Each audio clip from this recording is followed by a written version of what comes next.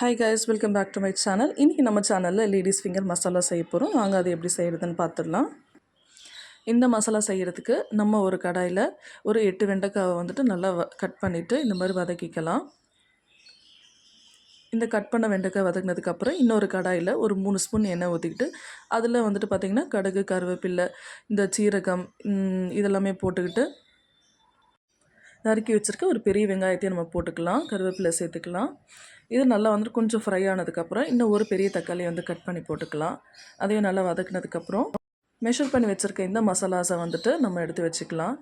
அதுக்கப்புறம் பார்த்திங்கன்னா ஒரு ஸ்பூன் அளவுக்கு இஞ்சி பூண்டு விழுதை நம்ம வந்து இதில் சேர்த்துக்க போகிறோம். நல்லா வந்துட்டு ஃப்ரை பண்ணிவிட்டு இந்த மசாலாவே நம்ம இதில் சேர்த்துக்கலாம்.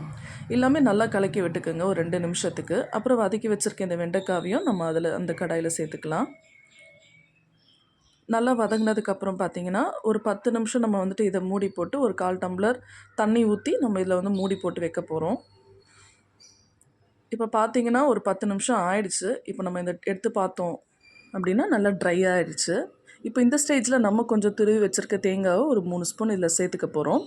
நல்லா வந்துட்டு இதை வதக்கி விட்டுக்கணும். ஃபுல்லாக வதக்கி விட்டு இன்னும் ஒரு 5 நிமிஷம் வந்து ஸ்டவ் ஆஃப் பண்ணிவிட்டு நம்ம மூடி போட்டு எடுத்தோம் அப்படின்னா ஒரு சூப்பரான ஒரு வெண்டைக்காய் ஃப்ரை நம்மளுக்கு ரெடி ஆகிடும். நீங்களும் ட்ரை பண்ணி பாருங்கள். தேங்க்யூ.